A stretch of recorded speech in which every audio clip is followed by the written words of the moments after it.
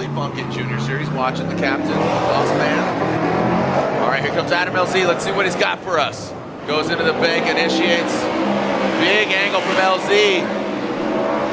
Nice big angle. Could be a little higher. See him tapping that brakes. Look at that. Listen to that exhaust note. Hammering now into that second outside zone. I mean, very consistent. You can hear it all the way through now. Woohoo! There we go. Drags bumper on that last outside zone. Would love to see 83 and 83 with that vintage Ford Racing hat. Nice job there for Adam LZ. But let's see how Adam LZ, he seems to have found that secret sauce to put it down. Let's see what we got here from Adam LZ. He initiates a big gap here between LZ and Novak, but seems to be closing it as LZ drops down a little bit. Now into, oh, big angle there from LZ. Look at that snappy transition, massive angle there from LZ. Nick Novak a little phased. Needs to get to the side of that Ford Mustang RTR. And now past that last outside zone. Son Nick Novak, as LZ is trying to get to the back of the Nick Novak. Gets to the side, dropping on into that big bank. The infamous Irwindale Speedway wall. Novak, big angle there. LZ, you see the proximity, a little shimming there. Let's see how they handle that second outside zone. Novak. Oh, LZ taps the wall, he stays in it. Those RTRs are known for shredding that back bumper, and Nick Novak rips it on through. Let's slide him left for Adam LZ, right for Nick Novak. One more time, Adam LZ, and one more time. To the one more time battle. Adam LZ, a lot of fans watching either in the building, seeing a lot of those AutoZone RTR LZ shirts. So here we go, Nick Novak. He's not a fan of him, he wants to take him down. All right, Adam LZ initiates Nick Novak. A little more posture, a little more confidence there. You can see he get the proximity, but let's get that angle there, Novak. Ooh, and he transitions way too early. Maybe gets lost in that Nitto tire smoke. Adam LZ needs to get deeper on the outside zone, and he does, towards the latter portion of that run. Past that second inside clip, Novak nowhere to be found. And LZ, you know, if he is going to go one more time again, or if Novak is that dominant and LZ makes some major mistakes, he could get knocked out. But look at LZ chomping. He is absolutely drooling all over the back of that BMW, sweating him. Oh, man. Oh, Novak comes out of it. That's going to be it. That's going to be it, unfortunately, for the CoraWorks BMW. Hits the wall, gets out of shape. Adam LZ does not need to continue, but this is good practice, comfortability with that Ford Mustang. Adam LZ will advance on to the top 16, but a lot of fans hyped to see Adam LZ advance on. Guess what? He goes against Matt Field. Ooh. Look at how patchy that is, Ryan. Yep. I mean, you're seeing dry spots, you're seeing wet spots. What we want to see is smoke. Now, watch how much smoke gets kicked out. The Falcon tires, oh my gosh! Matt Field backs it and spins out! Matt Field spins out and hits the wall. Frederick Osbo is now officially your 2022 Formula Drift Pro Champion. Adam LZ goes around the course. Lay out and listen as Adam LZ progresses into the Grade 8 for the first time this year.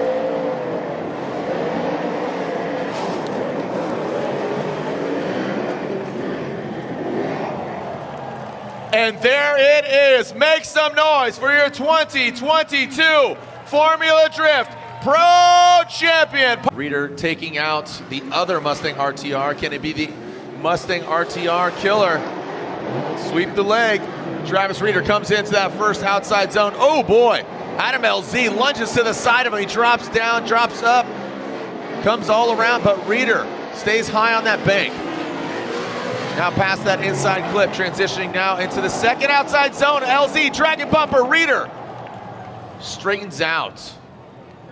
Talking about Adam LZ in order to force it to it one more time, or if Reeder makes a mistake, this could lead to a victory for Adam LZ. He's got a great showing. You can see him throwing some more angle at it. Great job by Adam LZ. Now, Travis Reeder looks like he's keeping a calm composure. Look at LZ on that transition, snappy. into that second outside zone. Look how settled the car is, the attitude of the car, like it's not hopping around. You're not seeing any jerkiness. Really great run there for Adam LZ out front, but is that enough? Left for LZ, sliding right for Reeder, and Travis Reeder gets the win. So there is a protest. So there was a protest between Adam LZ and Reeder. Right. So LZ's team protested what we deemed LZ's fault going into outside zone 2. Outside zone 2, you said that LZ hit Reeder, causing Reeder to go into the wall. We believe that is still true, but what they protested was the momentum map at initiation.